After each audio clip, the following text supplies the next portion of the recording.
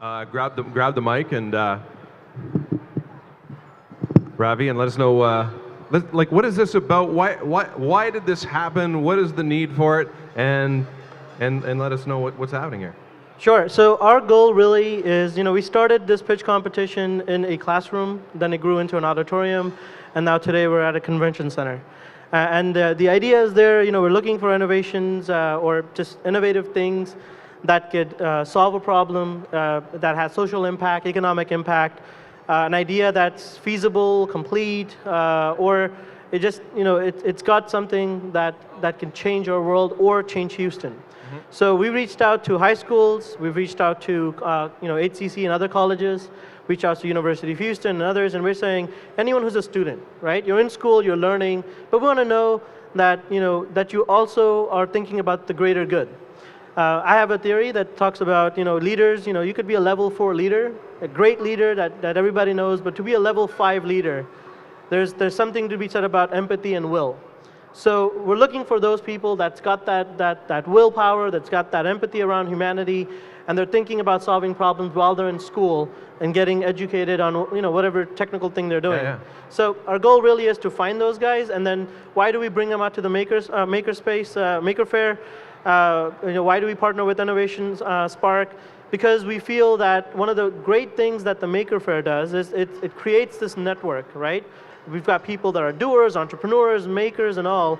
We bring these students to them, and then we ask the maker community, help them make their prototype, help them move their idea forward, help them get that first sell, help them do something so the idea goes forward, and that in Houston we're supporting the future entrepreneurs of our city. So right. That's pretty much the gist of it. Why we're doing it. Right on. And I didn't know I was on. Yeah, man.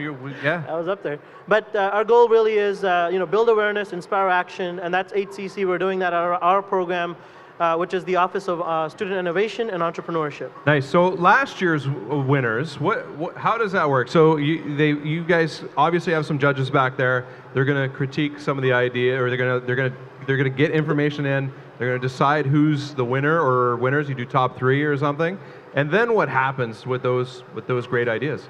Right. So typically, what we look for is just early stage ideas, right? So these are typically, the word ideas is about ideas. Okay. So what we intend to do is the judges there will be scoring them, based on 4 criteria. And we'll take those scores. We've got 3 judges, so we'll tally them up, get our average, get our top 5. And then HCC has sponsored the top 3 for cash prizes. Okay. So we'll be giving the top place winner, $1,500. Wow. Second place, $750, and third place, I believe, $250. Nice. And the goal there is really to, give them some support financially so they can move their idea forward. At HCC, we're an open institution. Anyone from 14 to 80 to 90 could be in the classroom. Use that money to get educated on a skill. We have a lot of programs in the back, a lot of technical things. If you've got an idea about making an app, well, we've got a course teaching Apple Swift. We've got programming. If you've got an idea about prototyping and building something, we've got things around advanced manufacturing. So we have all that. We want the student to build an expertise to move their idea forward. Now, they don't have to spend it on education. We let them spend it on whatever. Maybe they buy a laptop because that's what the need is for them, so that they can move the idea forward. So that's what we're going to do, is we're going to give away some cash prizes, but then also the benefit of being here is not the cash, it's the awareness, right? It's absolutely. People knowing that someone's working on this idea, and that connections, and that, that stuff that happens when you let people know what you're thinking about and what you're doing, it just moves you forward. So it's the publicity, the awareness. And what happens to those ideas is we try to partner them with mentors in the community. Okay. And then we hope that our mentors and the students get on a regular basis, and then they find support. Mentors find an activity that they're excited about, and ultimately we want them to turn into businesses and other things, but we don't expect that. That's not a requirement. We want them to finish their school as well. Right. Makes sense, some of them are high school students, so we want them to progress on. Yes. But at the same time, we want to recognize them because they're thinking, and a competition validates that what they're thinking is right or not right, or really just find that community to get that support. So Fantastic. that becomes the end result of our competition now. Yeah, that's awesome, and clearly the HCC is doing a fantastic job.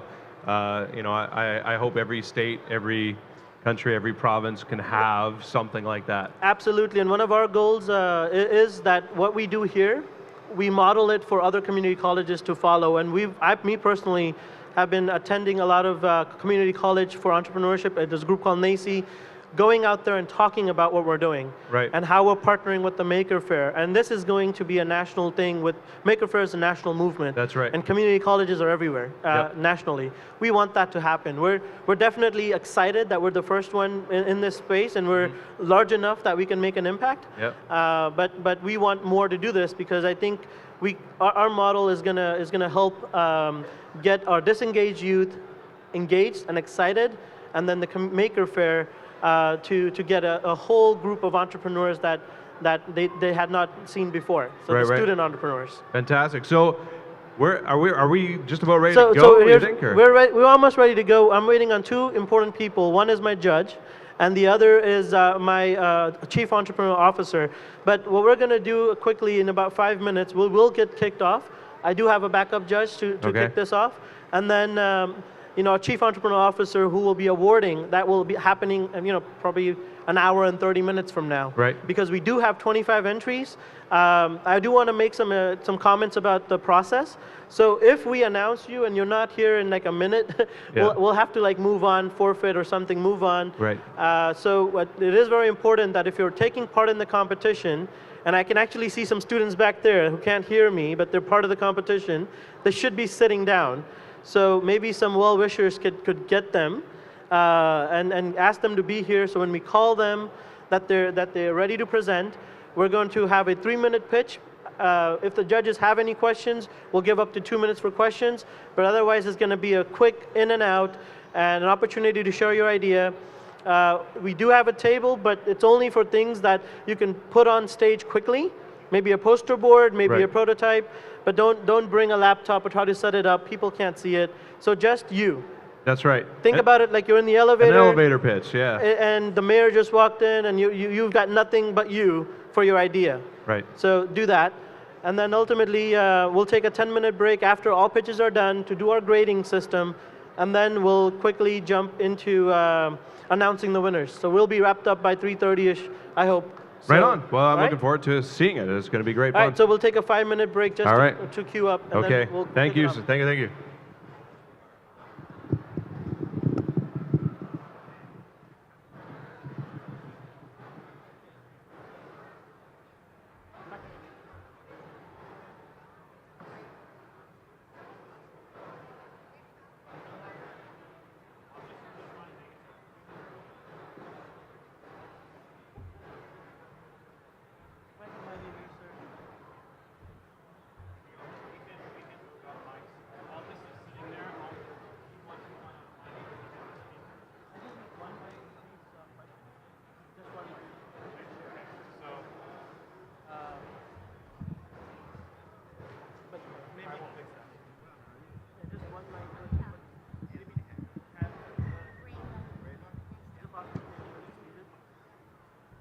Okay, so you want the wireless mic? Or are you This mic for the judges, and they can just take it off. Yeah, I'll just set this up on the side. I'm just Also, gonna- whoever talks, it captures all of it. No. Whoever wants it, you just take it off. You just take it off this stand.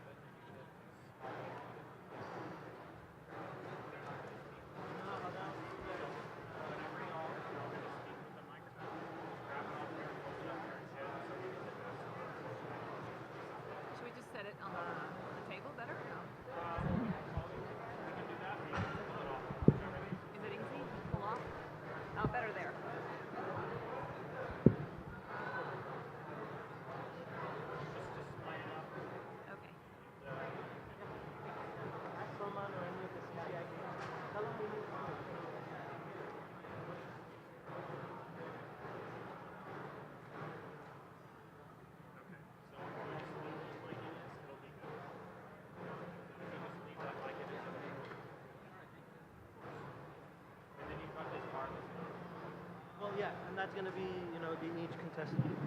Oh, each contestant. Okay. Yeah. So Well, that's do what. you want a mic? We can put this in the center as the contestant mic, and if you No, want I'll to just stand walk there. around I'll with stand this. there. I'll stand there. Okay. Yeah, That's that's fine. It should be okay. Cool. Is that going to be like a multi-person mic? Yeah, whenever they want it, they're just going to grab it. I'm wondering if it would be easier if we just do off the stand on the table. Yeah, I was thinking Grab at it. Okay. We gotta see.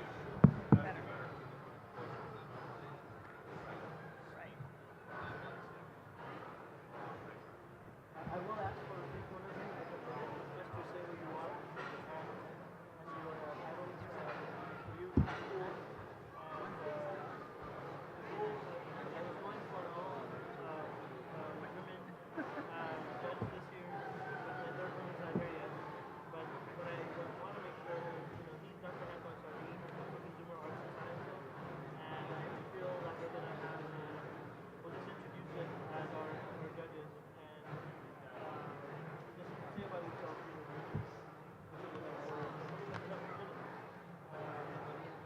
Who you are.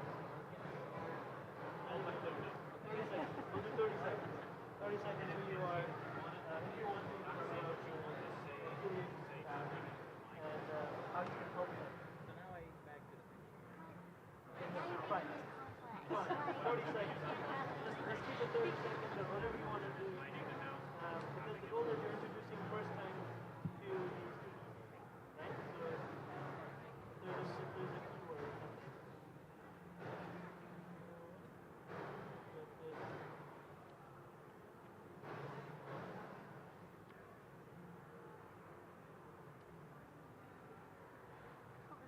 First you started off with and then you said, just keep it to who you are. Then you said list your beliefs. I was like, I'm gonna think about it.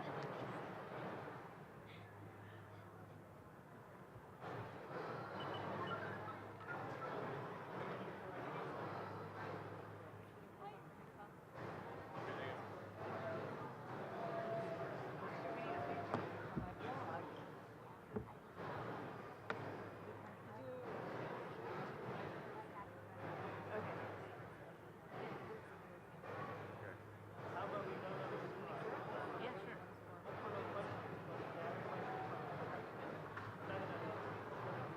All right, Dean, we're going to post for the pic soon.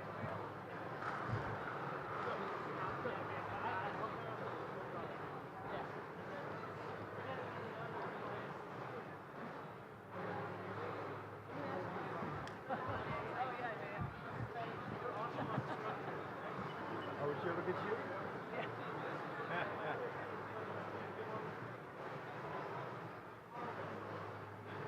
Oh, awesome. Thank you so much. I'll send it to you.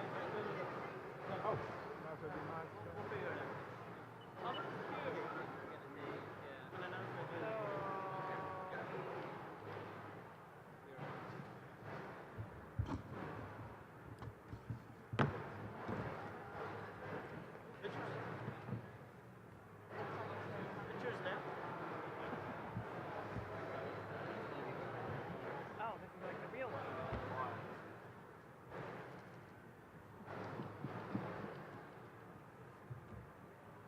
What's your number?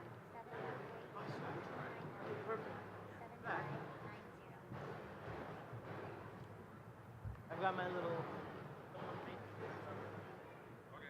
Dean, this is great. Happy to be here, yes. They hijacked me. Good. Well, I can do 30 seconds. What do you do? I work with a company called Alice. We are All right, guys, you ready? artificial intelligence platform Yes? to host, Yes, yes. All right, so before we get started, I want to quickly just give our judges 30 seconds to introduce themselves to the group. And then we're going to start calling for each entry.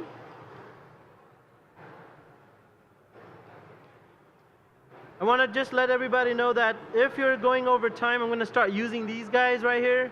I've got a yellow and a red. Red means you're done, cooked. Yellow means, hey, you're getting close. Of course, it's a 2 minute and a 1 minute. So at 1 minute, just be, wrapping up, quickly wrapping it up, okay?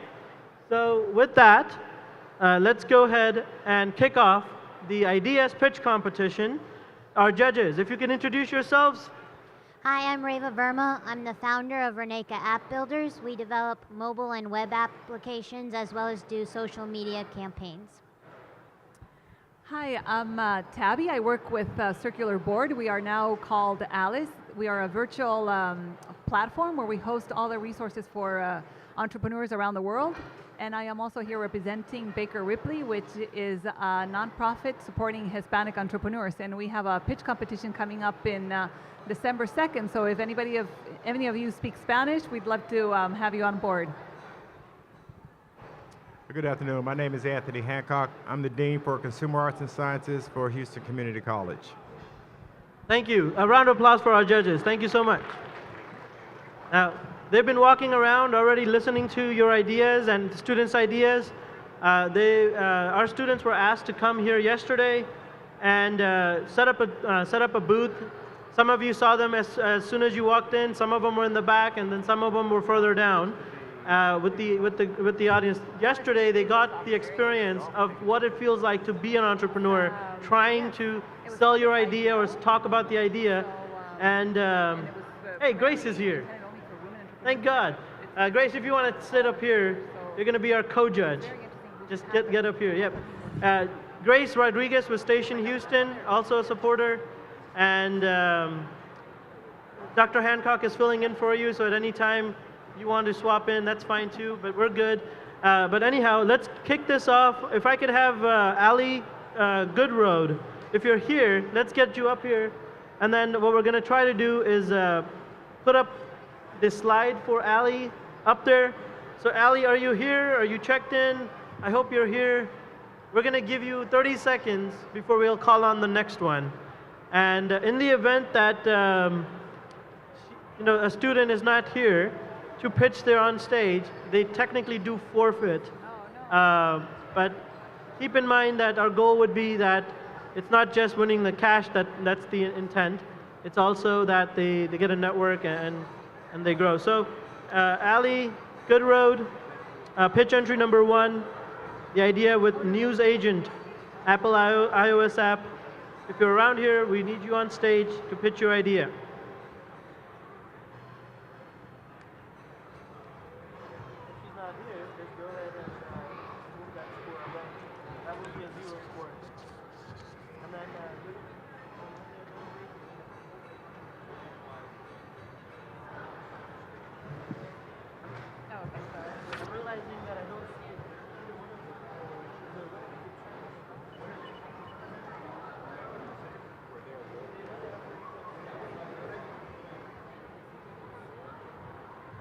They know the time. Yeah, they got it. It's going to be funny. Or just put them in the back and... Try that. You can move them in the back. Yeah, to the very end. Yeah, we'll have to see on time. Okay.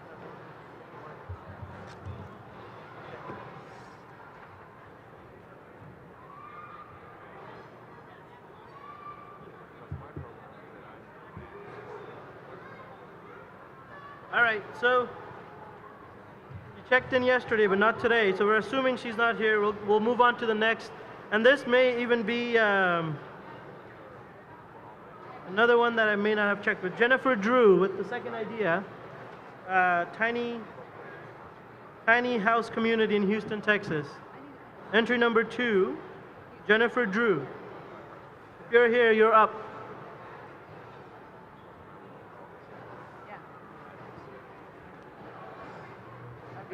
We might just start calling and saying who's here and then take it from there.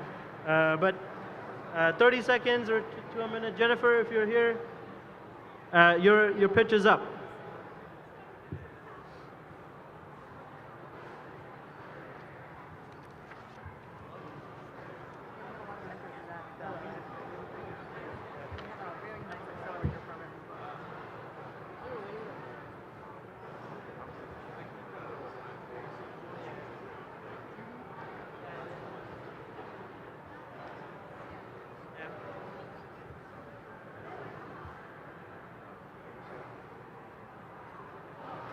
So we're going to try to go with pitch entry number 3, Messiah Israel. High Society, social calendar app for the world. enables people everywhere to be more easily meet together and unite around events, causes, arts, and ideas that they value. So Messiah Israel, your pitch is up. We're going to give you another 30 seconds, and if you're not around, we'll have to keep moving forward. We will try to keep it in the back, but keeping the time in mind, say you forfeit. Or your intention was, I don't want the money. I just want to be at the fair, which is cool too. I'm okay with that. Yeah, some people are afraid of stage. And then if you're worried about being on stage, please don't. We're all friends. We're not gonna like butcher you up here. It's all fine. It's okay. How much money? We're looking for Messiah Israel. If you're here, pitch entry number 3.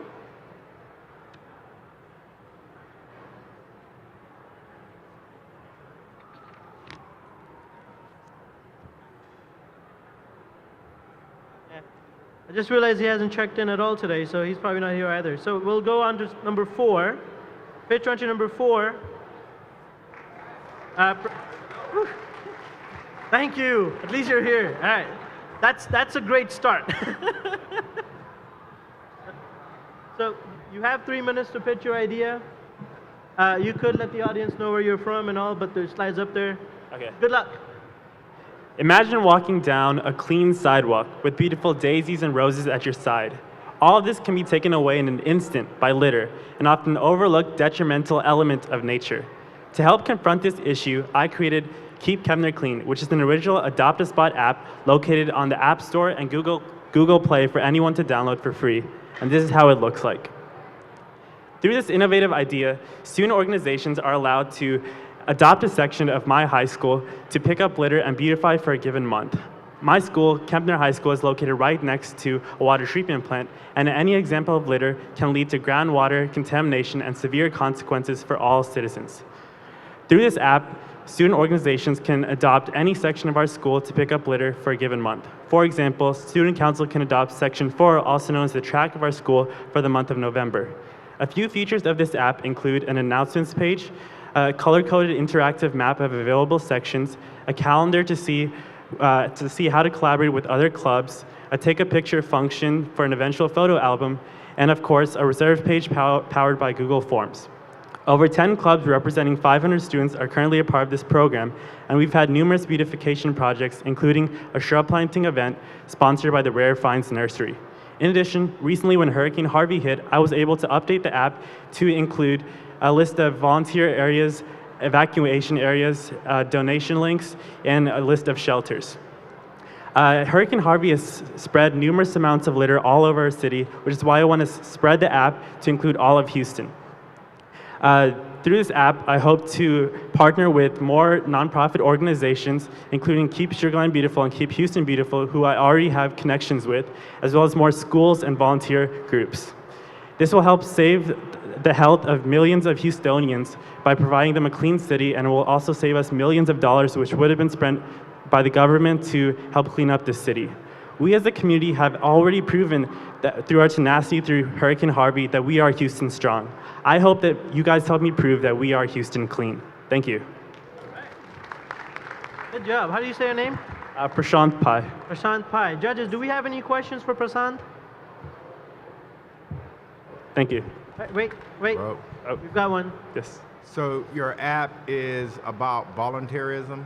Yes, so basically I split up my school into 7 different sections, and through the app, people can reserve a specific section for a month, and they'll be responsible for organizing meetings to go and pick up litter at this section. So I want to try to expand this app to include all of Houston, so nonprofit organizations can go ahead and adopt a street through the app to pick up litter for a month. Thank you. Thank you.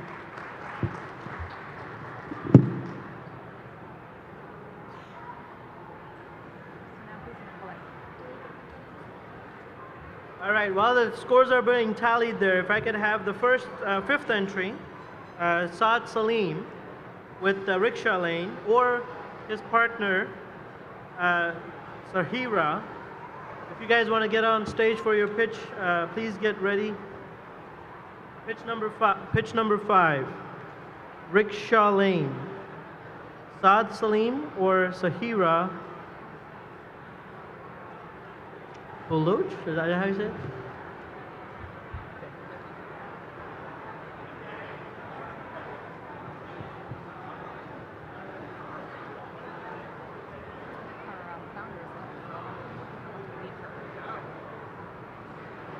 I love the diversity of Houston, and you've got every name. That's awesome.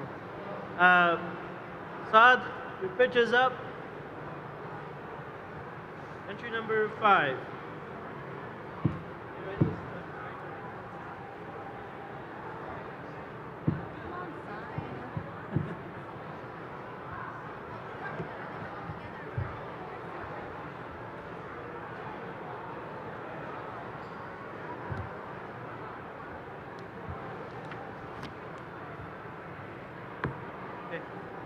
I just realized they haven't checked in, so I'm going to move on to number 6. It's number 6 pitch, entry number 6, Mario Hayden. Are you here? Woo! Okay, thank you. You guys have me worried. Looking sharp. So, Start. when you're ready, judges ready? All right, go for it. How's it going, everyone? I know, right? Weather is nice to sleep.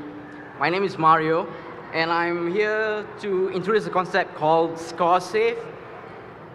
ScoreSafe is a combination of micro lending and also micro investing in one. So how does it work? The first part of ScoreSafe is micro investing. Potential investors choose a few types of investing plans and will be charged a monthly fee for X number of months, from 12 to 60 months. And once it matures, you get back your investment plus dividends, plus it helps you to build your credit score. Yes, people, we report the score, the payment to the major credit bureaus. It's like a credit builder loan, but only better. Okay, ScoreSafe will invest in diversified portfolios such as ETF, real estate, and also micro lending. We want to teach investing and building credit score in a simplified and easy way. Second part of the concept is to promote microloans to students who want to pursue an education, but for some reason is unable to do so. I myself did not have the opportunity of going to college because when I was 17, my mom got a stroke.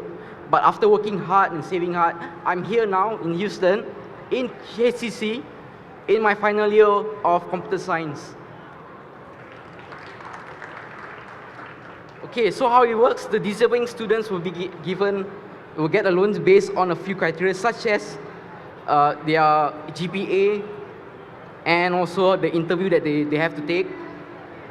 And then hiring companies will have also a guarantor, and when they will pay half of the scholarship as it's like a scholarship. So because most people, when they have free money, they take things for granted. So you want them to teach them to be responsible. And also, students are required to work on a part-time to a full-time basis on internship and also like a job. So ScoreSafe wants to educate people on investing and financial education, stop poverty slowly but surely by giving education and skills. After all, students' tuition fees contribute to the economy and jobs are created in the long run. Plus, they have to pay income tax, which is beneficial to the economy. So once again, thank you for having me here. And if you have questions, I'm around to answer it. Thank you so much. All right. Do we have any questions, comments? I would say stay close to the mic so that way it's your voice gets. Yeah, go ahead, Tabby. Congratulations, I love your idea. I am working with a lot of Hispanic entrepreneurs that don't have any credit, so I think this is a great way to get students started and Hispanics started as well. Hey, impressing the judges, that's a good idea. So, all right, thank you, Mario. Just so we're all synced, we're now moving on to entry 7, right?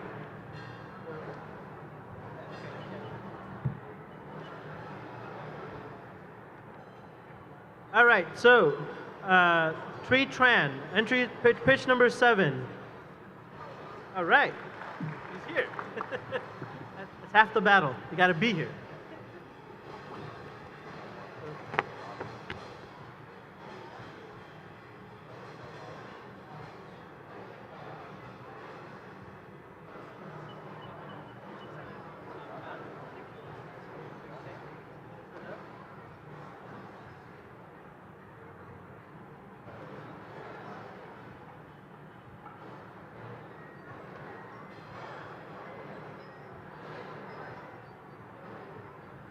We're going to start the timer, Tree. Just so this is now part of your pitch, okay?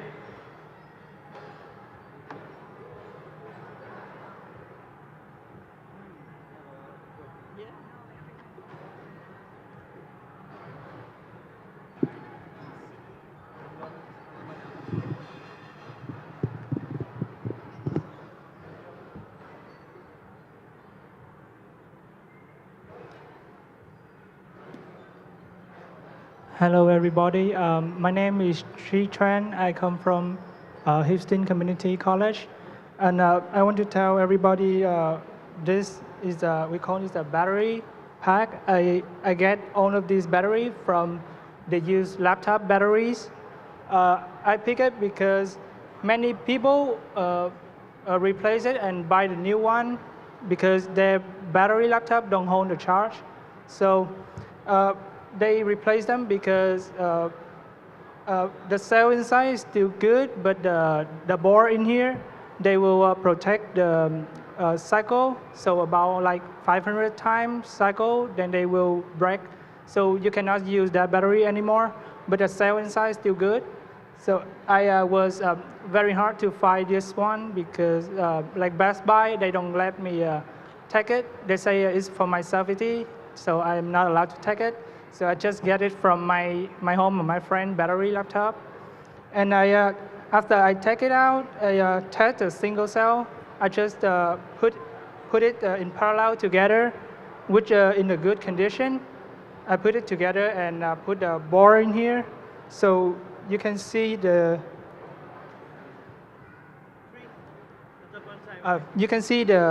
capacity of the battery, so you can charge your phone. And you will know when it's need to rechargeable. We have the port in here, then you charge it. And this one, this is a bigger pack.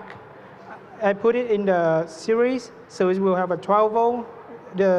This one will show the voltage of the battery, and the number over here is the current running for the cigarette lighter. We can use the inverter, 12 volt to 110 volt, to use like your home outlet.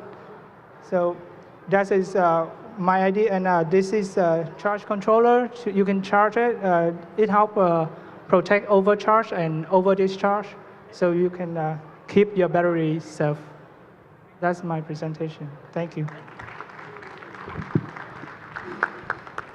Questions? So it's very intricate and complicated.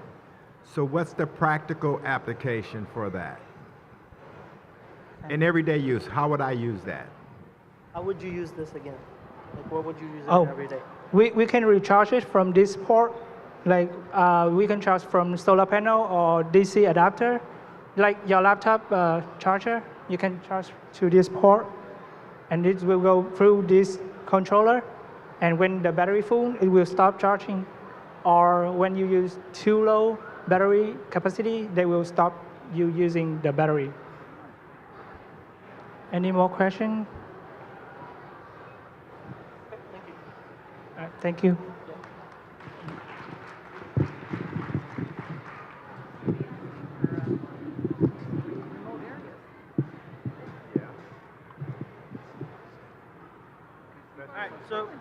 All right, so as Tree is getting down, and Tree from here, okay? From here. If I can have the next entry number 8. Charisma Dixon. If entry number 8, if you're here, let's get you on the stage. Yes. Hi. Oh, I love it. Sleeping baby, you want to go? Sure. Okay. It is an individual entry, but the group is in, the family's always in, right? So it's all right. Hi, my name is Charisma Dixon, and let me ask you a question. When you go to underprivileged neighborhoods, what is the main thing that sticks out to you that you see?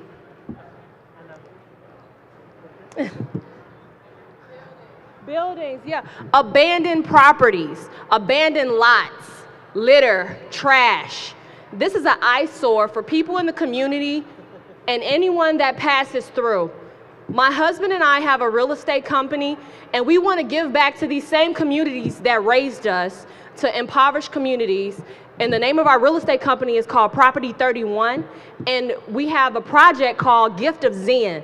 And Gift of Zen is taking what we'll purchase with every 4 properties we sell, we'll purchase a abandoned property, abandoned lot, and we'll transform it into something beautiful for the people of the community, a Japanese Zen-style garden.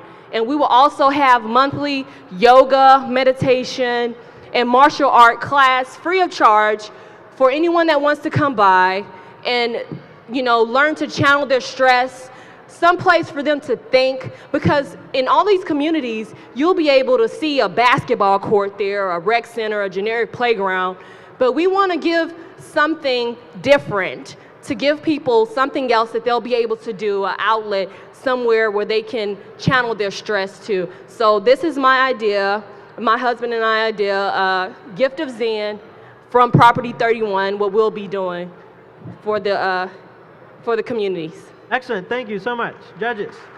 All right. No questions? They're still grading. Okay. So go ahead. Thank you so much. Whoa. Wait, we do have a question. It's all right. It's all right. We're fast. Sorry. Come. Go ahead, sir. So on a Zen garden, are you working with an individual or specific people in the Asian community to help you design the Zen garden, or is this coming from the community itself to design the garden? That's a very good question. I'm working with landscapers that will design the Japanese Zen-style garden. I have a background. I study feng shui and things of that sort, so I also have an input into the the design of the garden as well. All right. Thank you. Thank you.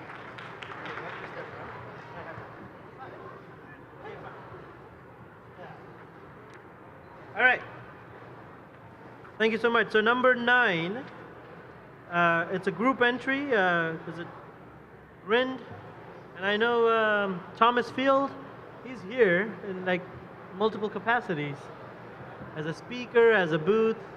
So this is a team, there's a Rind, if you're here where you want your entry on stage, Thomas Field, Michael Gonzalez, Eric Gonzalez, or Prasad Marugisi Su. Please, you're up.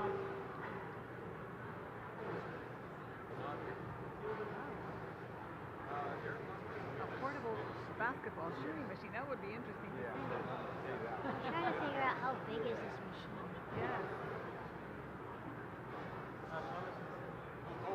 Yeah. Thomas Fields, if you're here, your pitch is up.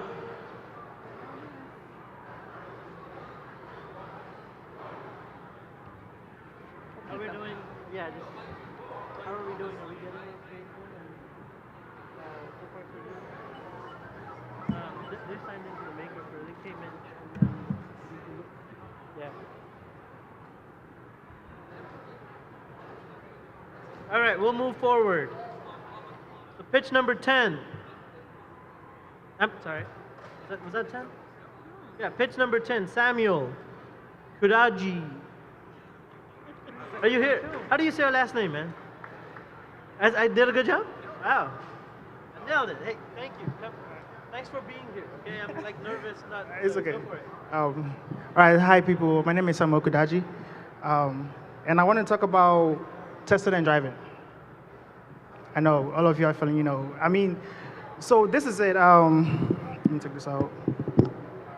So, I mean, the stats shows that about 4,000 teenagers die each year in America alone from testing and driving, which is, very devastating. I personally had a friend, get into a car accident the night before graduation, and he died because he was testing and driving. So I've known this for a while, and I mean, on a macro level, it affects employment. People lose their jobs because they're incapacitated. And I mean, it's really crazy. So I was taking an online driving course, and I realized that all they were talking about is don't test and drive, you kill someone or you kill yourself, And I figured, okay, as an app developer, there should be something I could do about it, because this is a very prevalent issue. You cannot keep on losing lives, in a useless way like that, just because you wanted to test someone. And I realized one thing from my research, that for most people who test and drive, they are replying to someone. Nobody gets into a car driving 55 miles an hour and pick up a phone to test unless someone tested them. And the sad part of it is that the person testing you didn't know that you were driving. If they knew, they wouldn't test you. That's what it shows. So I figured that, okay, so why don't we just create this platform where, people could know that you're driving when you enter the car. That way, they know that they shouldn't test you. So this platform is called Don't Text Me. And what it does is that when you enter the car, you put in how long you'll be driving. For most people, you know how long you'll be driving to a destination, maybe 30 minutes, maybe an hour. You put it in, you hit go, and it notifies all the people that you really like communicate with a lot. Your boyfriend, your girlfriend, your wife, your husband, your family, your mother, or whatever. The people you communicate with a lot, it notifies them, by notification. Even if you don't have the app, it's going to notify them by text message. That you're driving. For someone is driving for the next 35 minutes, don't text or call him. And we believe that this is going to help a lot, because for most people, they don't want to miss out. Because if you don't want people to test you, you put your phone off. But for most people, they feel like they don't want to miss out on something. So the best thing to do is to get the people who quote unquote cause this situation from testing you. So we just want to create awareness. Right now we just want people to download the app, because we believe that if 100,000 people download the app, and we're able to save, like, I don't know, 10 lives a year, 20 lives a year, 100 lives a year, we're doing a good job, because, I mean, that's the issue right now. Right now, we're trying to, like, create partnership with, like, DPS, public schools, to kind of, like, get on the program with it. Thank you. Thank you so much. Judges, do we have questions? Is this an iOS application? Yeah, for now it is an iOS application. So then what's the competitive advantage to using your application versus the new iOS update came out with a do not? Exactly. And I mean, I started the app before, I realized about the iOS update, but it's a good thing, because now it's raising awareness. It's validating the idea that it's about time we do something about this. And Apple as a company is not interested in apps. They introduced this in the settings because they know people need it. But we need a full-blown, platform that is going to, like, do more than just cutting your call when you're making a call and telling you that, you are not available or something. We need more than that. We need, people to know how long, because it's going to have this feature where you could tell how long you've been driving and how long it's going to take for the person to get there, so that you can set notifications so that when the person gets there, you get notified to call the person, because it might be an important call, So the thing on iOS 11 right now is quite limited. Because Apple is just trying to raise awareness, So it's up to, with the app developers, to create something more powerful that is going to, help curb this situation of testing and driving that is leading to, like, a lot of people, losing their lives. Thank you. Yeah. So thank you. All right. Thank you.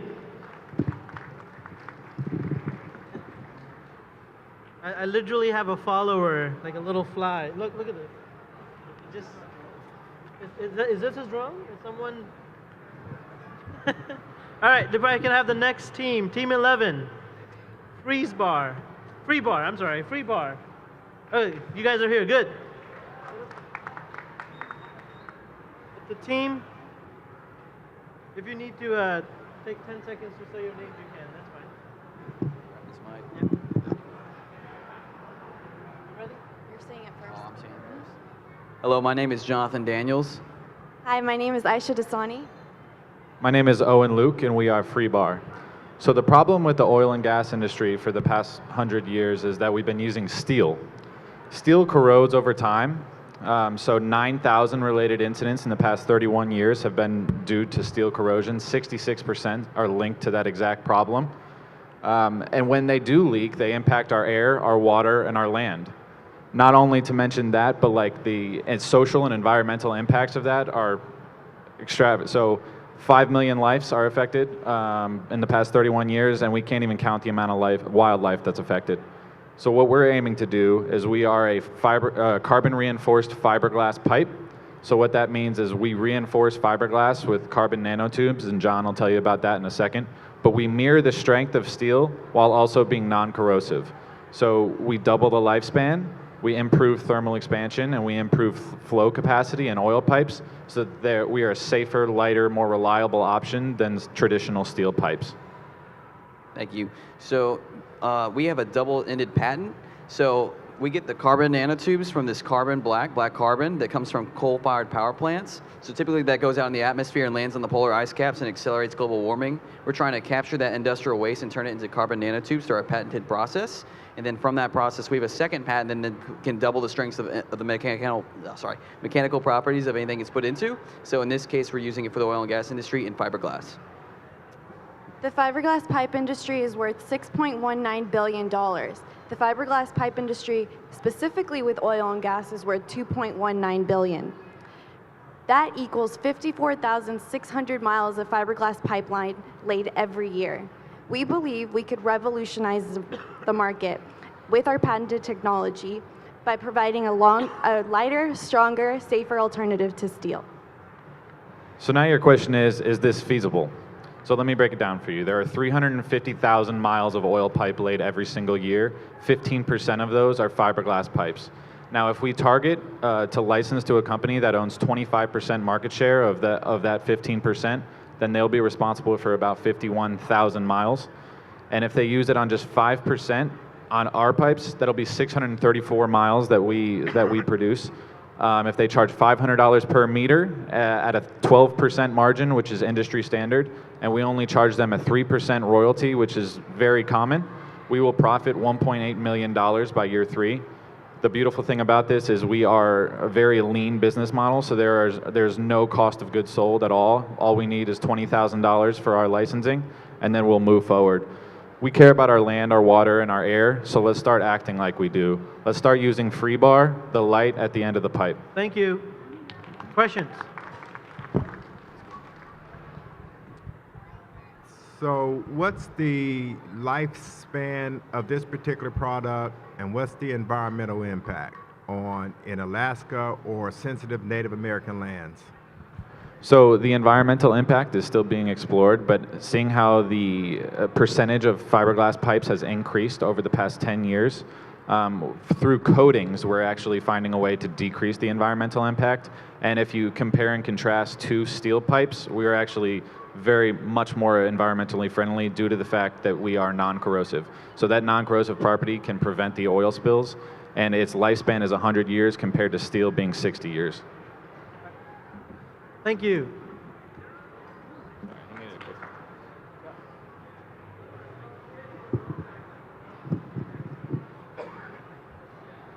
I love the diversity of ideas from high school to University of Houston. Like a big TED Talk. Cover every subject. That was a good one too. So if I could have the next team, pitch number 12, group name Momentum, looking for Gerby, Demar Turk. You're here, your pitch is up, pitch number 12, Harmony Science Academy High School. Amaya, Qadar, Rebecca, Ramon, or Andrew Davis, if you're here, your pitch is up for Momentum.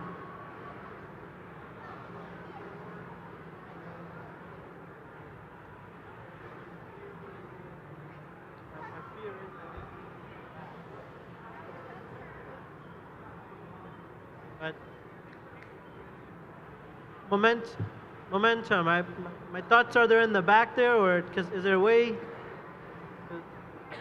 We're gonna move forward. A team member is not here.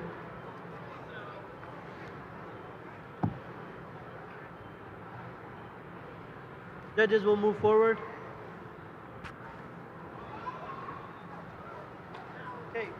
Pitch number 23. 13. A group from Texas A&M University, I guess, through Abul Khan. Are you here?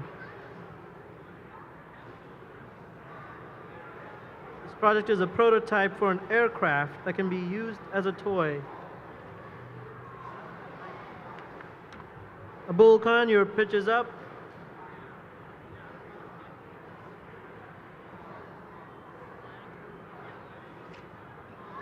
And I believe this is an HCC student that has a 4-year line with Texas A&M through our engineering program. I'll take this as a shameless pitch. Houston Community College has a 4-year engineering track with UT Tyler as well as Texas A&M. So, all right, let's move on to the next one, judges. Pitch number 14. Are you guys, okay, thank you. We're here.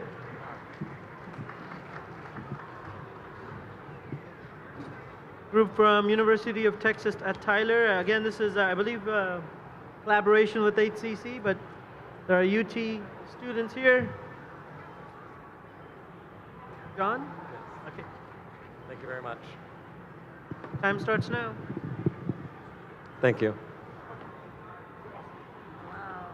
All right, my name is John Method, but before I go into introducing myself and the team I'm working with, I want to introduce the design challenge that we meant to address here today, and that's specifically around flooding, a very familiar concept for most Houstonians, but in particular what we're going to be talking about today is the disconnection of electrical service during a flooding event. Now, most electrical systems have a manual disconnect option built into them, but the challenge for most users is they're making that decision about disconnecting electrical services when they're already standing inside of a flooded home. Or more critically, it's because they're returning to a home that's still flooded, but it wasn't disconnected from electrical service prior to evacuation. Now, most electrical systems have design elements baked into them for safety that are passive. Of course, those design elements tend to be overcome by the catastrophic effects of flooding, as was seen here. In addition, there are active protections that are often built in. Think ground fault circuit interrupters, arc fault circuit interrupters. These are built into most electrical systems, but again, they depend upon proper operation of the electrical subsystems, which again, can't be guaranteed following a flooding event. So the idea that our team has proposed here is the flood fault circuit interrupter. And what the flood fault circuit interrupter consists of is primarily a system of remote flooding sensors which communicate flooding status back to a simple core logic system. That core logic communicates a disconnect command back to an existing electrical service through one of 3 possible proposed methods. The first method is by means of a transfer switch, which would replace the existing primary service breaker in a service panel and would essentially automatically remove the service from connection to mains power whenever a disconnect command is sent. Additionally, that transfer switch could be designed into a sub-panel connection setup, protecting only targeted circuits, such as an example here where it could protect those circuits that would be most affected by a flooding scenario, such as the first floor, laundry, garage, etc. The third option is for us to communicate a disconnect through the existing disconnect switches that already exist in most people's homes today, and that's the one located inside of a smart meter. Our system also employs a controller, which provides some advanced functionality, including diagnostics and faults, which can communicate those statuses to a user, as well as provide for remote connection, so that a user could even activate this device remotely, say through an app on their smartphone. Now, who are we proposing this design idea? We are all senior level students at the University of Texas at Tyler Houton Engineering Center. The flood fault circuit interrupter is part of our senior year capstone design project. And what we are proposing here is a team composed of myself, John Method. I'm an HCC alum, and I'm also the team project manager. We also have Zahid Butt. He's our finance officer. He's also the guy who buys snacks for our meetings. Noe Hernandez Rios, our team archivist. And Cyrus Jian, who is our team whip. He records the meeting minutes. He takes our attendance, and he also is kind enough to share these pictures with us here. Fantastic. Thank you so much. Judges, do we have questions? You know you just gave me a headache, right? I love my engineers. Tell me the practical application to that in real world. So the key concept here is that this is not a new set of subsystems. We are simply applying existing technology, but very much low-cost systems today in a residential or other low-cost commercial setting. So the idea is taking systems today that protect sewer pumps, that protect flooding in basements, and we're applying it essentially for safety, for human life. And so that's the idea, is that we're not reinventing the wheel, but we're creating an application for safety with that same existing technology. All right. Thank you so much. Thank you. All right.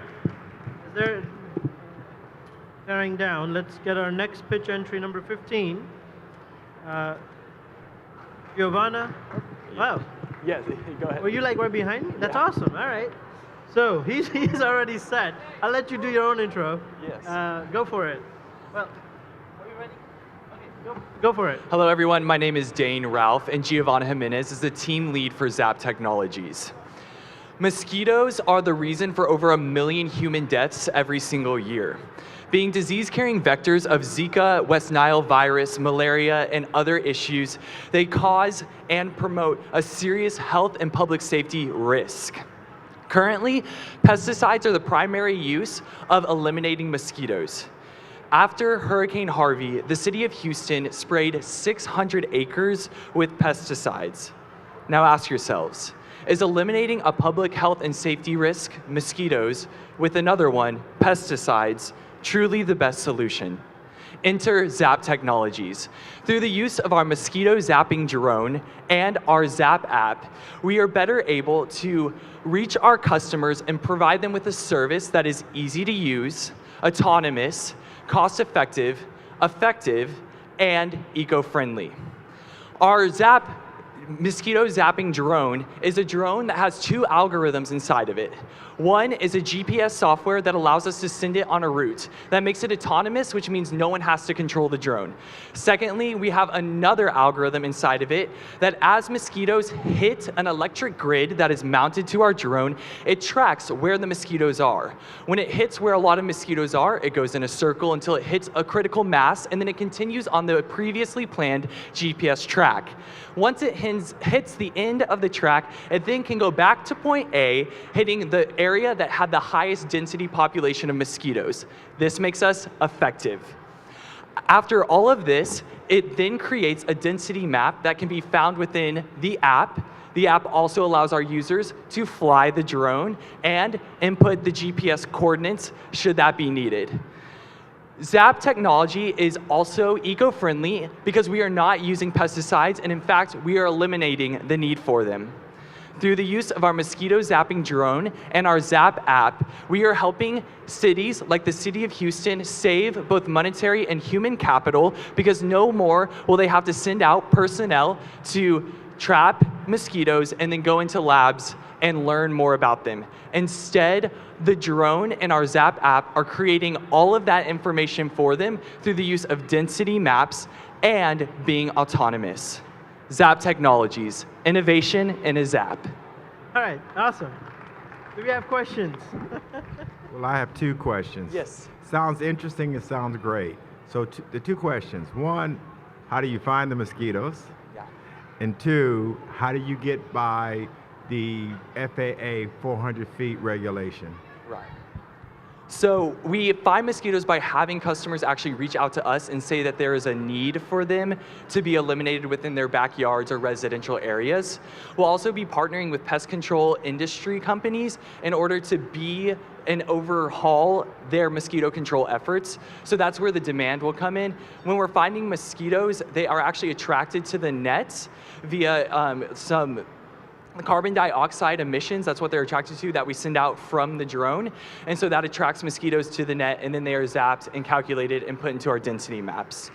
As we are moving forward with the drone, we haven't necessarily worked with the FFA very much in getting over their regulations, but as we move forward, because we are such an environmentally friendly option, we do believe that we will be able to, with their help, go ahead and fly through cities as well. That's the next stage and why we're raising money to be able to work with them and ensure that we're within regulation. Right, thank you. So another shameless plug here. I should tell you that HCC does have a drone instructional program, as well as the advanced manufacturing. You must be wondering why HCC wants to sponsor such a thing. You have to keep in mind that we're here to support the community. Whether it's a U of H student, a Rice student, or a high school student, we've got it all. Come check out our space, and we could definitely help you build your prototypes or teach you those certifications or get you the drone licensing that you need. So just another shameless plug, but just wanted to make sure we're trying to get before and after HCC, as well as within HCC. All right, with that said, entry number 16, she's already here, so fantastic. Ursula Knox.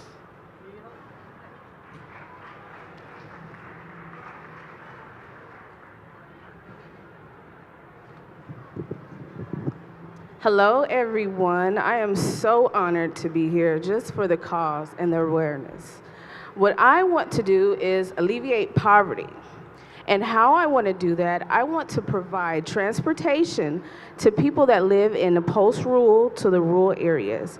I would like to start in Richmond and Rosenberg, Texas. That town is located approximately 15 to 20 minutes away from Sugar Land. What I would like to do is to meet up with people that are in need because they don't have any transportation to get anywhere outside of the town's borders. And what I would like to do first is I would like to connect with high schools. I would like to connect with the WIC programs or any other programs that offer assistance to people in poverty. And what we will do is we would actually take them from their housing, and the first stop that I would like to make would be HCC, because the closest one to that area is actually Missouri City and Stafford. And then if they don't want to go to college, I would like to connect them with a job opportunity, because there's so many opportunities in Houston that are available to a lot of people. But the people in the town of Rosenberg and Richmond, however, they have no idea of what's going on down this way. So I would like to connect with them. And also, I need an investor, you guys. I need someone to come in for a cause and that can see that this is really needed. As I've been talking to people yesterday, today, I have seen that they understand and they get what I'm saying because they know someone in poverty in rural areas that actually do need this. I actually got my first donation yesterday. I was so shocked and maybe very excited. And also I got my first client today. Someone walked by and they let me know that they knew somebody. It wasn't in this area, it was in another area outside of Houston, but he did let me know that that was really a need. So once I get started here in Richmond, Rosenberg, I would actually like to venture out. Right. So this is awesome that you got your donation or your first seed money from already. You've got a client from the Maker Faire. So fantastic. I'm glad that all of you had the opportunity yesterday to pitch to the attendees of the Maker Faire. This is what we really want to see more and more. So thank you, Ursula.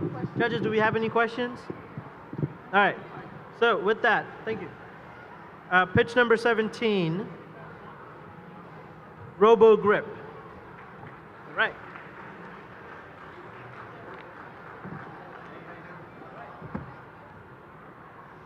Alejandro.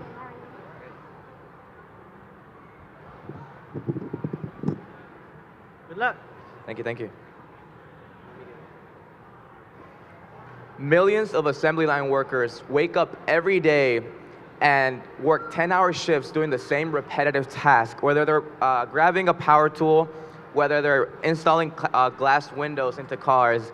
They're doing the same repetitive motions for usually 10 to 20 years. The US Department of Labor actually conducted a study that said that over 400,000 employees in the assembly lines get injured that either causes them to leave work, to be displaced, or to be fired due to the repetitive stress injuries and the repetitive motions in your hands. In fact, hand-related injuries in within assembly line workers are the most frequent and most common reason for their dismissal. One of the fastest growing threats to workplace safety and health is repetitive stress injury. In the US alone, $120 billion has been used to spend on workers' compensation. In addition, the US has also spent $100 billion in lost productivity, performance, and other indirect expenses. Repetitive stress injury is one of the most impactful conditions on performance, productivity, and the workers' lives. Yeah. So what is RoboGlove? We are RoboGrip, and RoboGlove is a NASA technology given to us in our class to commercialize. So it's a wearable robotic glove that the user wears conducted and used by finger sensors and motors. Its main purpose is to provide additional gripping assistance to the assembly line workers. It uses a battery which can power 2 gloves for up to an 8-hour shift. RoboGlove eases tensions on muscles to the assembly line workers that use repetitive stress injuries, such as grabbing a heavy wrench, grabbing windows. Not only does this help the user actually with their gripping assistance, but it also helps employers because,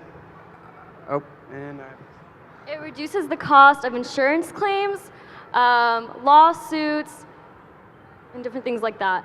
So we know that RoboGlove is a valuable product because we've seen General Motors has already co-patented the product and plans to be using it in the next year. We plan to expand to 13 other car manufacturing industries, and we need this funding to start running tests in the field and move forward with our company. All right, thank you. Time's up. Questions? Go ahead. So have you developed this RoboGlove? So we're students from the University of Houston, and we were assigned this intellectual property from NASA and GM. And so our role is to commercialize it, build a business plan, and then sell it to help the lives of employees and employers.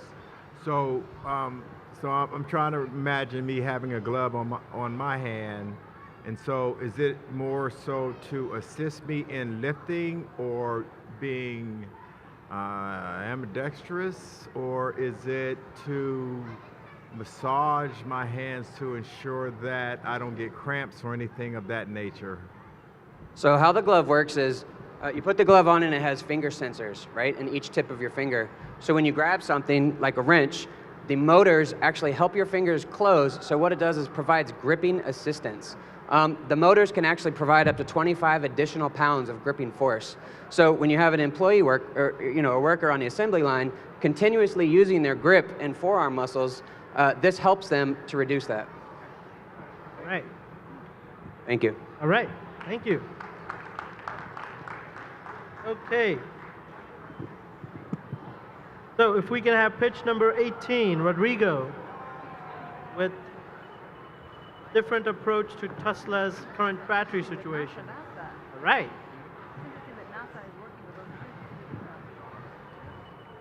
Whenever you're ready, judges, we ready? Hello, everybody. So my name is Rodrigo, and I'm an HCC student as well. So my idea here is we all know that electric cars actually got more popular the past years, actually. And Tesla was a big part of that. Usually electric cars before, they would be seen as ugly, slow, and just unattractive in general, and also non-reliable due to the battery limitations. With advanced technology now, you can actually have a bigger and longer range where your battery can go for in an electric car. But there's still a big problem with batteries, the battery cycle. Just like any smartphone, you still need to recharge your battery. And with a really, really big battery, just like electric cars have, you're gonna take at least 1 hour to recharge your vehicle completely. So that makes it not feasible to a day-to-day customer to have an electric car as his daily driver, since it takes up to 1 hour to charge it. So my idea is to approach the battery problem differently. Instead of just recharging the battery just like any other smartphone, you would actually replace the battery with a modular battery system that I have some pictures over here of a render. So this is an actual Tesla car, and on the bottom you can see it's a red modular battery system. You guys can take a look here as well.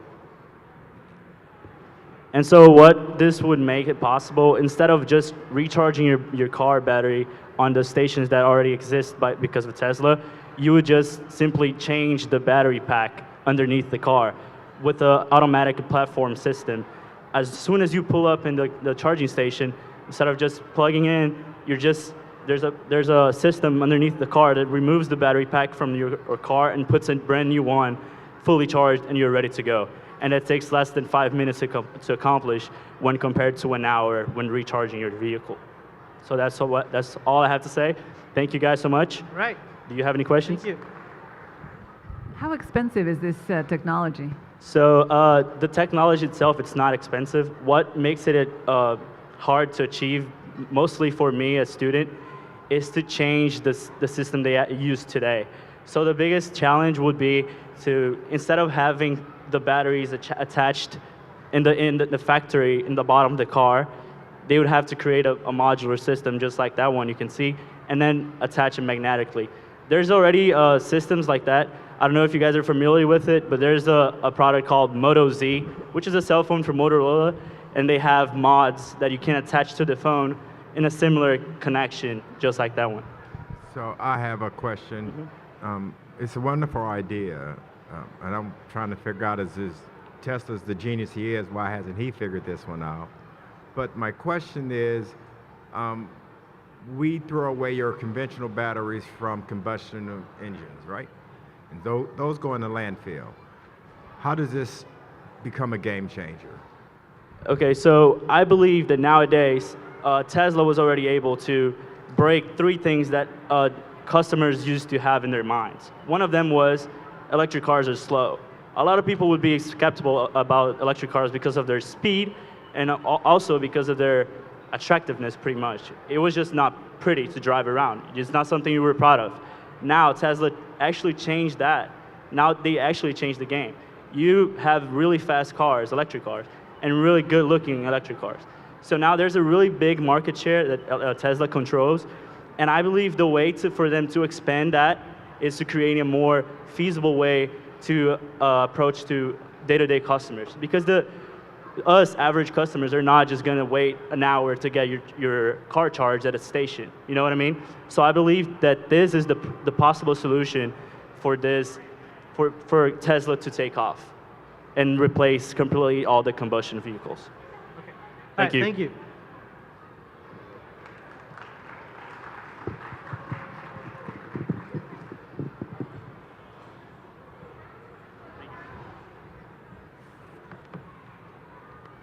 All right, pitch number 19, Natalie Garcia. Pitch 19, Seek Out. Pitch is up.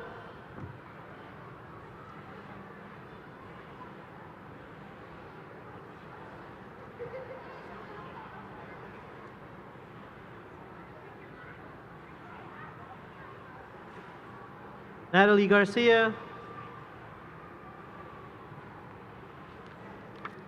Seek Out.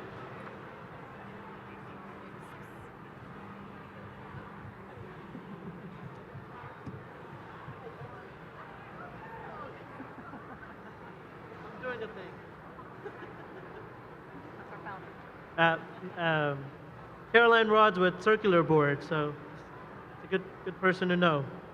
All right, so we'll move forward, judges. Pitch number 20. Portal, group Portal. Is that? All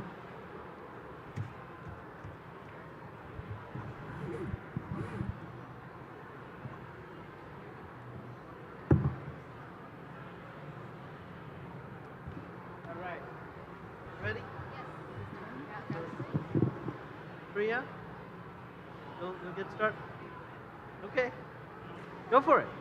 Hi, my name is Kushi. I'm a young maker, and I like to do a lot of projects, but I can't find the good tutorials to help me. Sometimes the project becomes too hard, and I have to give up. That's when my sister and a friend introduced me to Portal, and Portal has tutorials, videos, and links, and I use Portal to make my very own smart mirror by myself. Hi, my name is Shreya, and we came up with the idea of Portal when we came across a lot of young kids that really wanted to make things, but they really didn't know what they didn't know. Most of them had no idea how to start off a project, and they would end up giving up because it would be too difficult. So that's where we came up with Portal, where we create a guide for you to learn and make whatever you want, or even learn a new skill by a step-by-step process. Chance is going to tell you how it works. All right, so I like to think of Portal as a big funnel, pretty much. Google holds about 15 exabytes of data. So I would say about 30 million small personal PCs are about 512 megabytes, pretty much, for a personal computer. So portals are pretty much like a funnel. It takes all that data and it kind of puts it into categories, I would say. So let's just say you're trying to do a wood shop project. You type in, let's just say, a wooden car, all right? You type that in, it gives you a survey pretty much on what you would, like, kind of your interests on what that the project is. So this one, it says the smart mirror. So you would type in your smart mirror. It would give you categories of the different things to make that smart mirror. It will give you videos and other things that you would need to actually make that if your skill sets aren't up to par. So it pretty much learns as you're typing in these different projects, I would say. Did I miss some stuff? We'll stop there. Done? Yes. All right, thank you. Questions? Use the mic. So I got that. That's an iPad or an Apple. But what's that thing behind you? So that's actually a smart mirror. We don't have power outlet out here, so we can't plug it in. But we can take the, go ahead and take the Raspberry Pi out. So she wanted to learn coding. And I usually help my siblings learn, but I go to University of Houston, I have a job, I don't really get time to spend time with them and have them learn. So I created a step-by-step guide for her to make a project on her own. She ended up making something called a smart mirror with a Raspberry Pi, which basically it's a two-way mirror in front of a monitor, and she programmed the monitor to display a black screen with certain notifications like your email, your calendar, some news on the bottom, morning quotes, and the time on the side. Yes. All right. Thank you. All right. So I gotta high-five the young makers. That's awesome. So your name's not on the list, but I want to see you next year or a few years for the next Ideas Pitch competition with that. Okay. Good job. All right. All right. So pitch 21. Bhaskar Sarkar. If you're here, all right. He's here. Ready, Bhaskar? Judges, you ready? Go for it. Hello, everyone.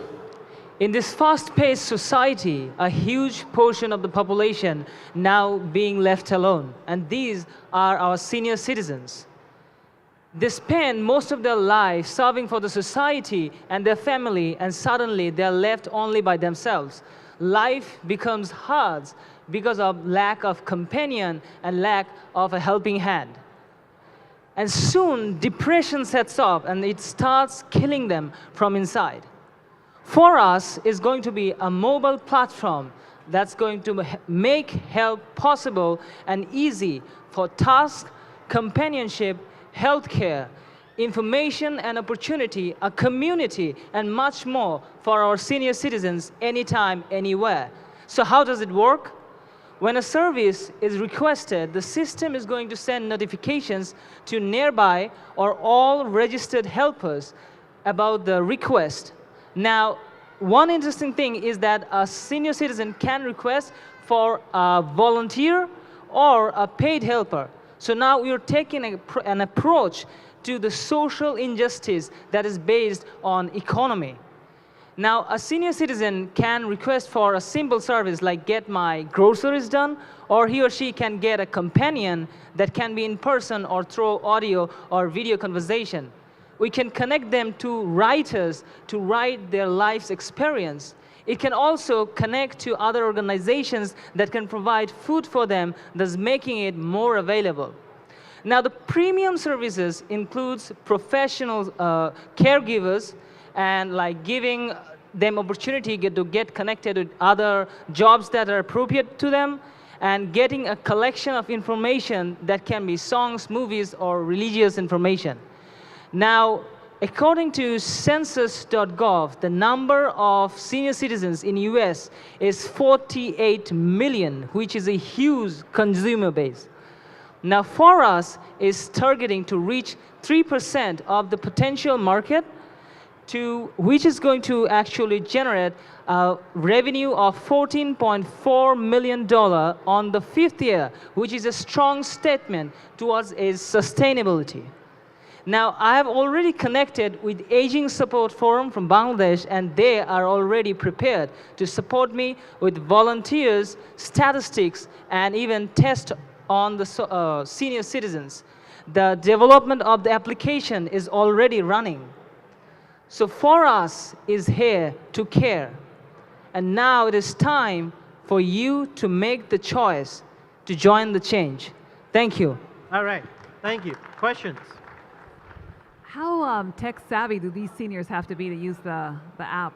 Well, thank you for asking the questions. Well, the current position of the app, if you see it, the thing is that the very first page of the application gives you the opportunity to call a number or use an application. For example, like my parents are also not tech savvy. They're not good with technology. So he or she can just call the number and say that I need this service. That's it. It makes it simple. Right. Thank you. Thank you.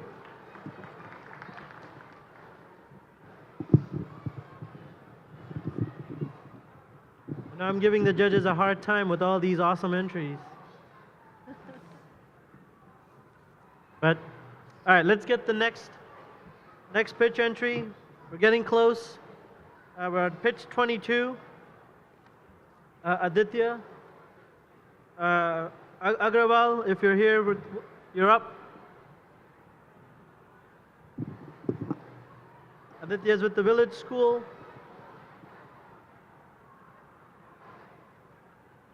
Good? All right. Okay. When you're ready, go for it. Okay, so dear audience and esteemed judges, I'd like to take a moment to admire how resilient and such a wonderful community that the city of Houston is. We were faced by a tremendous, a horrible problem just a few weeks ago, Hurricane Harvey. But we Houstonians are resilient, and we do not like to complain about problems. So we decided to tackle the problem of the displaced and devastated citizens of Houston that were affected by Hurricane Harvey by helping their homes, clearing the rubbish and the debris, and saving them from the rooftops and giving them food and shelter. So while I was luckily safe, and I was sitting there watching the news, and I noticed that there were 3 problems. People did not know that much information about shelters or roads, or people weren't getting the help from 911 because 911 was very busy. So my solution is a website called Flood Alert, where people can share information such as flooded streets, ask for help if they need it, and the city can put information about shelters, like how much room they have and if they need any more supplies or not. So this creates a system where people who are out of the area, or just new to the area wanting to help, can find their information and help one another. And also just it's easy to submit information with a 4-step process where you go onto the website, you select a marker type, you find the location, and then you click submit. Bam. Now you have submitted a marker to the entire community of Houston, where other people can either save their cars from not driving onto a flooded street, or help someone. So and I hope that this website is very helpful to those people who need it. Right, thank you. Do you have any questions, judges? Questions? I really like this idea because there was a huge need for this during Hurricane Harvey. Have you thought about how you can tie this into emergency response systems? I thought that the emergency systems of the city and all around the world, whoever is using it in that area could find that information because it's nice and easy to read. They'll be able to find that information with ease, and they can help focus their efforts in the major area that have been affected, because they can see which areas are asking for help and which areas are flooded, and where shelters are needing help, and so on. Right. Thank you so much. Thank you.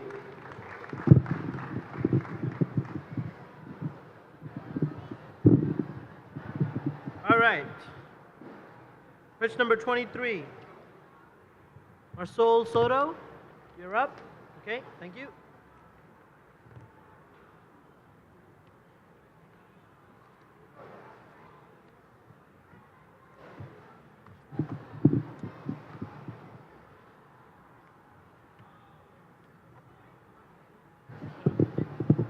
Yes, please. Hello, my name is Marisol Soto, and today I will be presenting you the fish escalator. And today my two other team members were not able to arrive today, but that is fine. Okay, so in our contemporary world, fish ladders persist, but they are not effective. They barely even resolve our current issue. When fish travel upstream, during spawning season, fish usually die because they're immature and cannot swim for a long period of time, or they easily get tired. And I would like to resolve that with the fish escalator. And the fish escalator will move in an elliptical motion similar to the escalators that we travel on today that are located inside malls or certain infrastructures. And with the fish escalator, this will increase the fish populations and will reduce the dwindling fish population. Okay, so since economics is tied to the environment, and I would like to help marketers to pinpoint where exactly they should earn profit or profit from certain bodies of water. And usually tragedy of the commons occurs. Tragedy of the commons. It is when a public land is used by several people, but later it is depleted, the environment is degraded. So I would like to reduce that from occurring, prevent that from occurring. And to do this, we can use the fish escalator. The fish escalator will have a body recognition database and motion sensors, as well as color sensors. And the color sensors will be implemented into each fish step. Each fish step will have color sensors so that they can determine the color of the fish. And color sensors are used in robotics in order to detect the ball. You know, in high school there is robotics clubs, and they use it during competitions to detect a certain color of the ball. And this would be helpful. Wrap up. Wrap up, please. Okay. Wrap up. So I would like to increase the fish population so that marketers can further profit money from the fish and not deplete the amount of fish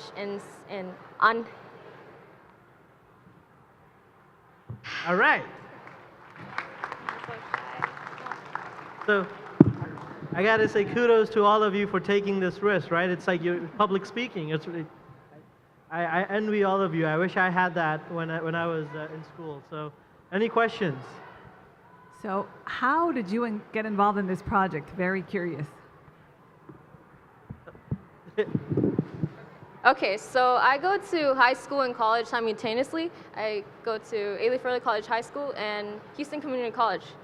So as I was walking around the hallways in HCC, I was curious as to what the ideas competition was about. I wanted to be involved in it. I wanted to get out of my comfort zone and try something new. And I also love learning about the environment, so I decided to attempt to bring about a solution to a pressing issue. Right. Thank you. Good job. I'm going to do another shameless plug. If you're a high school student, you can get a dual credit at HCC for free tuition. All the tuition is waived for a student in the dual credit program. So you can get your associates before you get your diploma for free at HCC's different dual credit programs, or through dual credit programs. So with that, Can we have pitch 24, Michael Whitley? Are you here? All right, he's here. Okay. It's a group. Do we have the rest of the members? Are you going? Michael? Unfortunately, homecoming last night was pretty intense and they weren't able to make it. Guys, let me start with a little story. So this summer, I challenged myself to learn to code in C and to be able to control microcontrollers. And so I went out and I bought all the supplies. I got Arduinos and the hardware, jumpers, breadboards. I made really cool stuff that looked like this so I could program like an LED matrix to say whatever I wanted.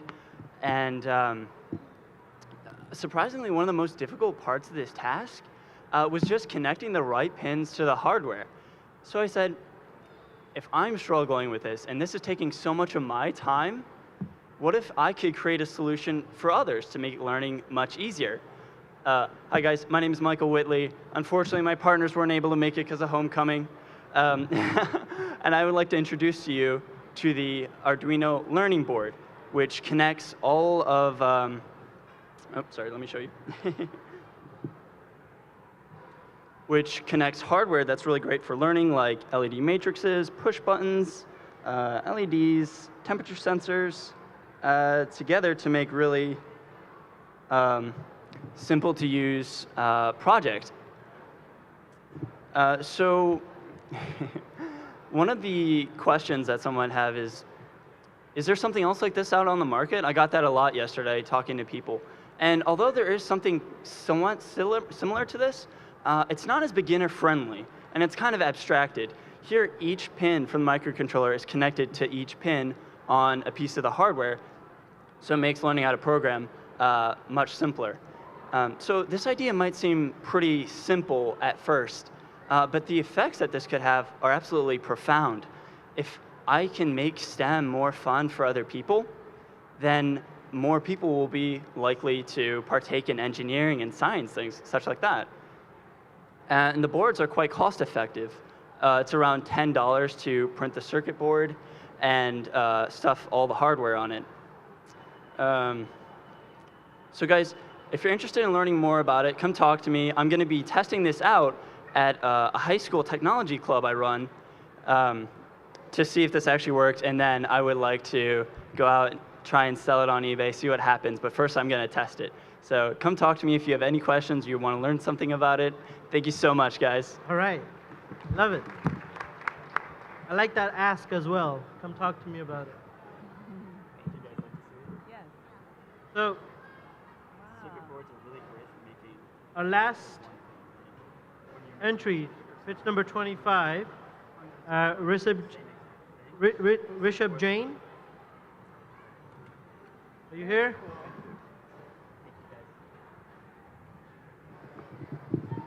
Pitch number 25.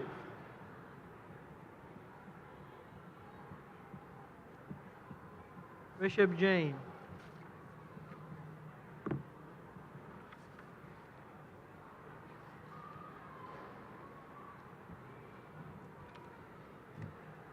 So, take this opportunity to say, was there anyone in the ideas pitch competition that did not get on the stage to present, and you're here now? If there's anyone that came in late or missed it for whatever reason, if there's anyone here, we'll wait about a minute, and then we will take a break for our judges to tally up all the scores, and then we'll get back on stage to announce the top 3 highest scorers. Take a second to also say that this is not really about winning the top 3 position here or the highest score. I think this competition, as I mentioned to all of you, this is not about trying to get this one seed fund here, but it is about making connections with others, getting connected with the makers, and then moving your idea forward, but not being alone at it. By finding a partner, by finding a teammate, finding a co-founder, by networking with others. That's really my goal. And for for all of you that got on stage, I hope this experience helped you learn about how you can be an entrepreneur that could pitch your idea in 3 minutes or less to strangers and random people. And I hope that you move your ideas forward. I've learned that this may not be the only idea you'll have. So whatever ideas you get, I hope you learn the process of being an entrepreneur, being an innovator, that you learn about solving problems, critically thinking about them, finding gaps for customers, and then actually talking with customers. Yesterday we made everybody talk to at least, I told them 100 people. Talk to at least 100 people about your idea and validate it. And these students came back and they mentioned, wow, I changed my idea. Michael was one of them. So I want you to realize that the experience is the process, not so much about, getting on stage for photos. With that said, let's go ahead and take our 10-minute break so we can do our tallies and everything else. You're free to roam around, but I hope that when we call you, that you are here to accept. We're not going to forfeit you if you win. We have your addresses. We'll just send it out after. But we would love for all of you to be here for the photos. And then regardless if you win or not, if the stage can handle us, all of you that have taken part in the competition, we would like to have a picture with our Chief Entrepreneur Officer, Dr. Maya Dornavo, myself, with David Brunet, if you're here. We would like to have you on stage as well for the photo. So we're going to do about a 10-minute break, if people can find David for me, and then we'll go ahead and start tallying. So thank you so much. Once again, a round of applause for all of you that took part in the competition and presented your ideas. Thank you. Those were awesome. All right, everyone. The big moments are coming to a close, I think, right? What do you think, Ravi? Yeah, so we have our top 3 scorers for the Ideas Pitch competition. And I was going to just add one little thing that we're asking all of the contestants to do. So all of the contestants have signed up on a tool that we're using called Ideator. So hcc.ideator.com. And we're connecting them with mentors from the city. You're one of the mentors on that list. I actually am. I did sign up already. Perfect. And all of their projects themselves is all captured on this website. And as they progress in this, we will be tracking to see how many more people we need to add on there to help them move their idea forward. Right. So the IED, my understanding of the Ideator is I'm subscribed as a member. Or mentor, I guess, right? Available to those folks who submit ideas, and then we get to vote on them, right? Or we kind of get to comment on them? So voting is one thing, but they can send you a private message. Right. And you get matched with a company. So based on your, industry and things where you have expertise, if an idea comes up, then all our mentors will be, matched to these ideas and startups. So we've taken this initiative for the first time because we really want to help all of these ideas move forward with a good mentor from the community, whether it's HCC faculty member or Dave Burnett with Innovation Spark or a librarian or even Grace or anyone from the startup community. Our intention there is we will use Ideator to help connect the mentors with the entrepreneurs. Right, which is very much what we do here at the Maker Faire. Exactly. When we get everyone in the same room and we start brainstorming and sharing ideas and getting different people with different skills together, the Ideator's the same idea except on the web and allows us to do it remotely. Perfect. So, with that said, we're just going to announce the 3 highest scorers today, but we don't know who's going to be that super or all of them and who's going to have that billion-dollar effect on the industry down the line. Right, because it's very possible we picked the wrong one. And that totally could happen. Right.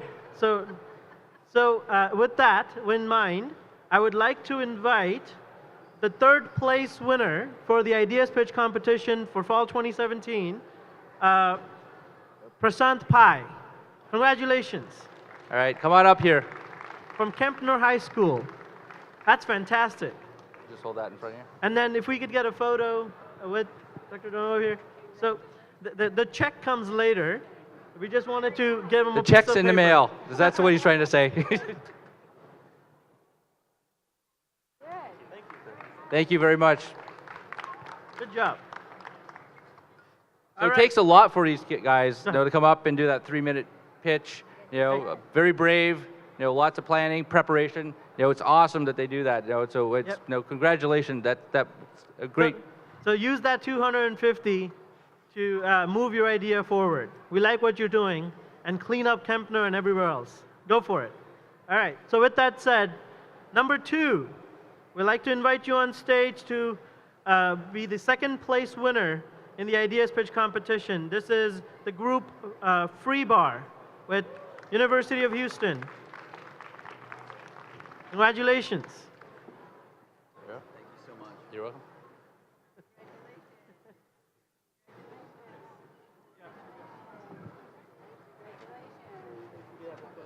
Yep. Congratulations. Congratulations. Thanks for participating. Thank you, sir.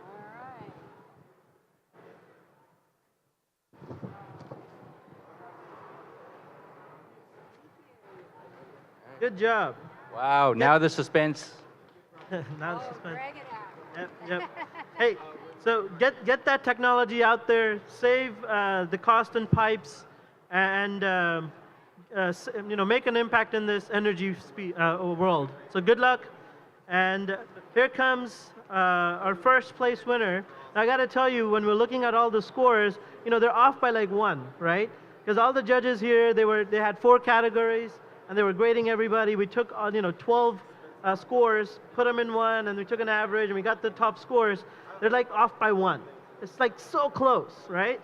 So this year's first place winner for $1,500 goes to the group Zap Technology with University of Houston.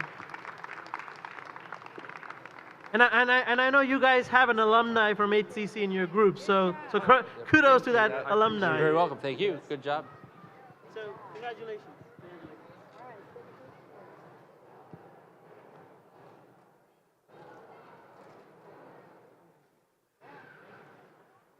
And with that, David, we'll close this year or this semester's Idea Pitch competition. We want to thank the maker community. We want to thank all of you for taking the time and being here Saturday and Sunday. We want to thank the parents that brought the kids, the students over. And we really want everyone to realize that all of you, the fact that you're thinking about solving problems, the fact that you're moving in this direction, taking chances, and trying to make difference. I call that building awareness about yourself as well as about problems, and that all of you are inspiring action, which is what I really want HCC to continue to do, is to build awareness and inspire action amongst our youth. And all of you are doing that. So me personally, thank you so much for taking the time for doing this and participating in the competition. Congratulations to the winners. David, is there anything else? And we'll wrap up the competition a few minutes early. No, I just want to extend my biggest thanks to HCC, Maya DeNovo, and Ravi Brombat here for sponsoring the Maker Faire, for helping us come up with this ideas competition. This is something we created last year. This is our second event. We're looking forward to continuing to grow it. This year we saw that we doubled the number of applicants, so that means everyone's getting that opportunity. So you guys are the future, and this is the way for us to help you get prepared for that future. So thank you very much. And thank you, Ravi Brombat, for all that you've done to make these last 2 days magical. Let's give Ravi a big round of applause.